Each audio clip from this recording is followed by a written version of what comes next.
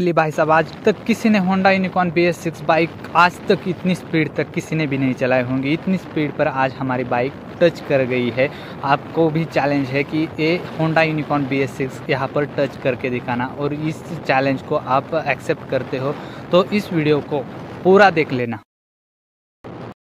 Hello guys, welcome back to my new vlog. जैसे कि आज इस व्लॉग को हम शुरू कर रहे हैं बीच रास्ते में ही। यहाँ पर हमारे पास थोड़ा सा मटेरियल भी है, और आज हम इस बाइक का फिर से एक बार डबल सीट का जो लोड होता है उतनी लोड में हम हमारे बाइक का टॉप स्पीड चेक करने वाले हैं। जैसे कि यहाँ पर मेरे पास एक बोरी है और कुछ औजार भी है।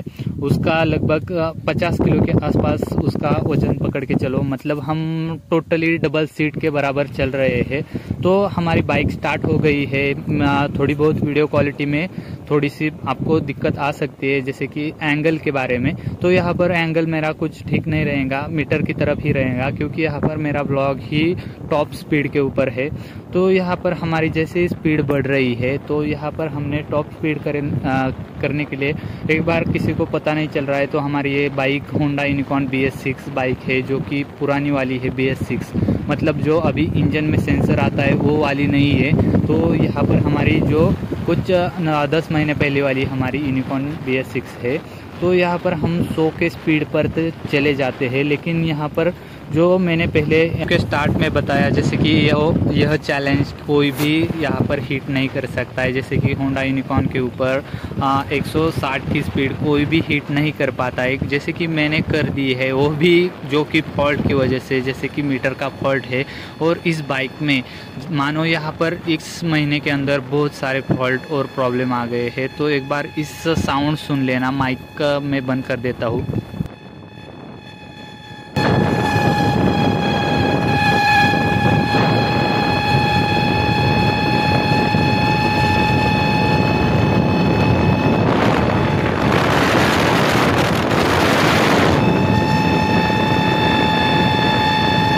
लिटरली यहाँ पर जो आवाज़ आ रहा है, जैसे कि वो साउंड आ रहा है, वो बहुत लाउडली है। जैसे कि मैं जैसे भी खड़ा रहता हूँ यहाँ पर, हवा की ज़्यादा यहाँ पर उसी जो साउंड का आवाज़ ज़्यादा आ रहा है।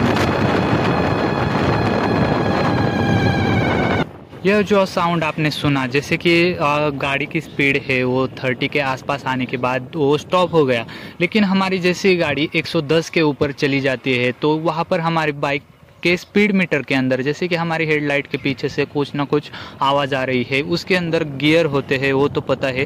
गियर की वजह से यहाँ पर जो गियर है उसका कुछ ना कुछ प्रॉब्लम आ गया है, और ये इस महीने का दूसरा प्रॉब्लम है। जैसे कि एक भाई का कमेंट भी आया था मुझे कि भाई मेरी बाइक इंस्टेंट पिकअप नहीं लेती है, तो उसका जो प्रॉब्लम है, वो जो प्रॉब्लम है इंजेक्टर का प्रॉब्लम है, वो भी मेरे साथ आया है और वो भी मैंने चेंज कर दिया है। जैसे कि इंजेक्टर में कुछ मैकेनिकल भी पार्ट है और कुछ इलेक्ट्रिक भी पार्ट है, क्योंकि उसके लिए वायर जोड़ी गई है, और मैकेनिज्म के लिए जो फ्यूल है उसमें से ही स्प्रे किया जाता है। तो यहाँ पर हमने दूसरे राउंड के बाद भी, जैसे कि यहाँ पर चलते चलते एक बार उसका आवाज़ स्टॉप कर दिया, जैसे कि हमने स्पीड कम कर दिया था। उसके बाद भी हमने फिर से एक बार गाड़ी को भगाया। इस टाइम तो काटा पूरा जो कि 0 को ही टच कर गया, जैसे कि यहाँ पर 0 को टच करके फिर से वापस आ गया, लेकिन वो जो साउंड आ रहा है वो साउंड आता ही रहता है।